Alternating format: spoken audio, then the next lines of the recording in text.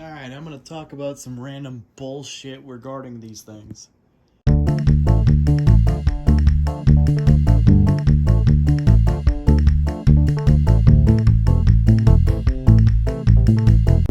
way Jemmy programmed Shivers' head, as opposed to Vigor's, is interesting.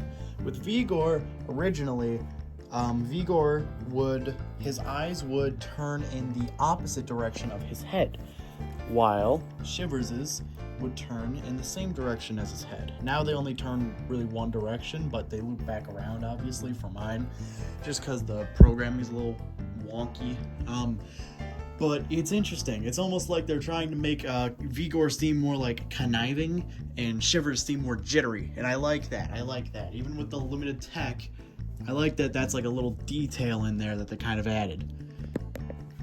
Henry's normal head is probably one of the most eerily realistic and human-looking sculpts out of any prop that I own.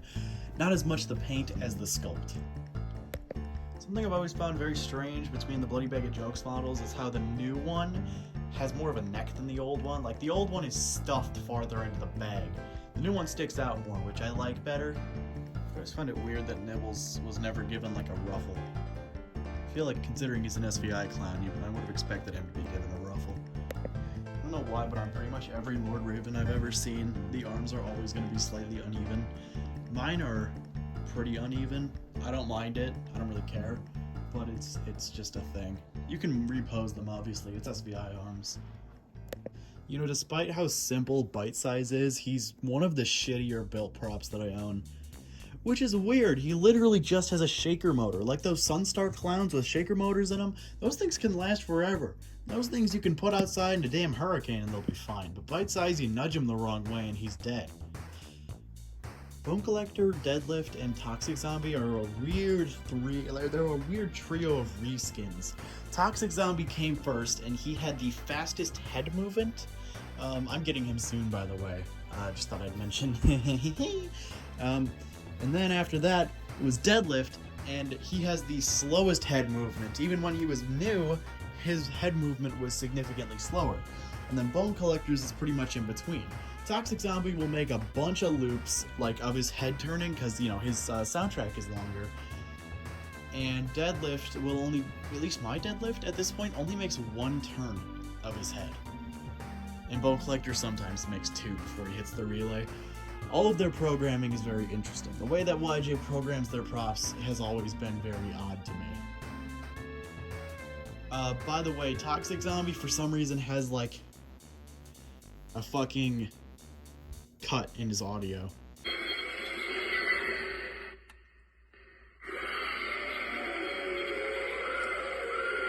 And I kind of like it, but I don't know why they did it. It's a weird artistic choice. I absolutely fucking hate Wacky's side profile. It's so gooby looking, but like not even in a good way.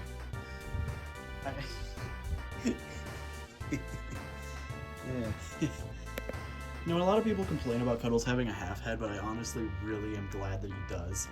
Because, like, consider Cackles, he has a full head, and that's what takes up a majority of his box. Cuddles' box is already fucking colossal, so I'm glad that he has a half head. I think that was a good choice on SVI's part. Why is she 5 feet tall? Genuinely, she's one of my favorite props ever, but, like, that's the only, like, complaint that I have about her. Even on the riser, she's a little shorter than me. It's the only complaint, is that she's like 5 foot even. Like, even with my poles that I made, it's like she's the exact same height that she was originally. Also, I hate that they put little metal bars or wires in her fingers, but they didn't bother to put one in her thumb.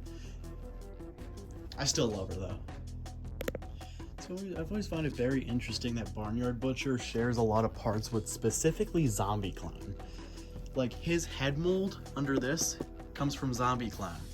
His hands, both of them, this one too even, both come from Zombie Clown. This is the one that holds the balloon. His fucking motor, his gearbox, sounds weird. Like, it comes from Zombie Clown. I only have 2 props that use that gearbox. It's him and Zombie Clown, and it's really weird. I don't know why he reused so much shit from Zombie Clown.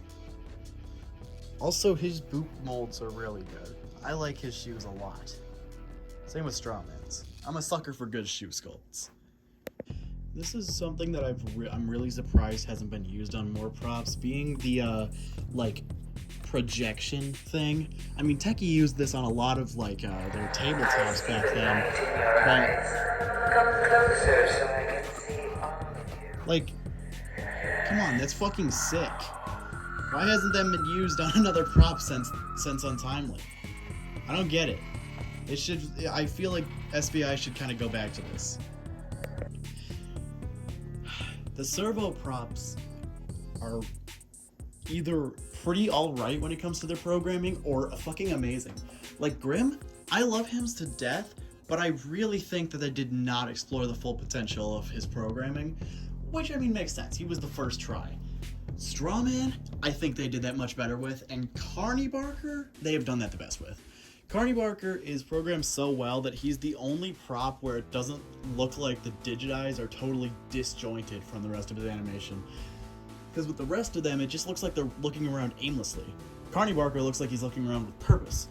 Strawman here, when he tilts, like there will be times in his soundtrack where he tilts his head one direction and his body leans the other direction. So his head stays straight, but with his body leaned to the side. It's like, God, it adds just such a piece of like more life to him and his animation, you know?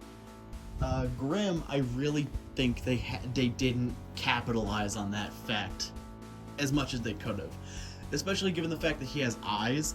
They really could have done more in his soundtracks of his eyes moving like that way and then his head moving the other way, so it like stays looking straight, but he looks a little bit more dastardly.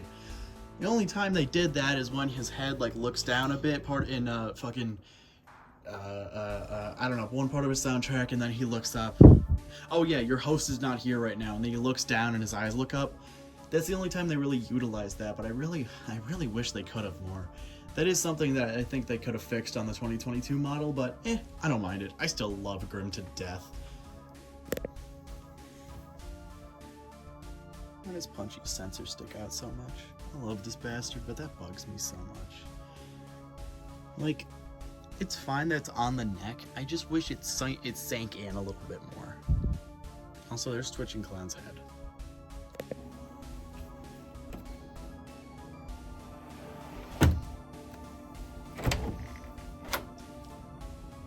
What the fuck was Party Time thinking when they made this thing? What was Spirit thinking when they commissioned this thing? That being said, I still love him. I've probably shown this before, but Insane Serial Killer has this button on him that was when he originally came in his box. You could press it and hold it down, and you could hear his soundtrack. But because of this, and it still being here, I can do this.